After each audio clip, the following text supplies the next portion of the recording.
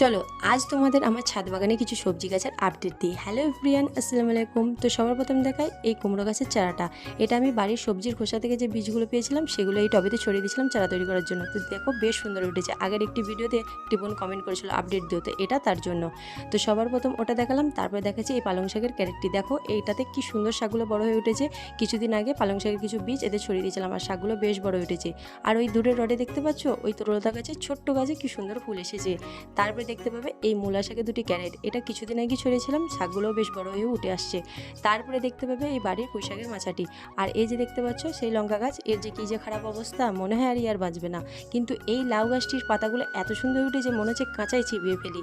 আর তারপরে লাগিয়েছিলাম এই ধনেপাতা গাছগুলো এই টবেতে, কিন্তু ভালোভাবে বেরো হয়নি, তাই ভাবছি আবার নতুন করে দেবো। আর এই পাহাড়ি গাঁদাটা এত সুন্দর হয়ে উঠেছে, দেখতেই ভালো লাগছে। তো এই হলো আজকে সবজি গাছের আপডেট। যদি ভিডিওটা ভালো লাগে প্লিজ চ্যানেলটা সাবস্ক্রাইব করো, লাইক কমেন্ট করতে ভুলো না।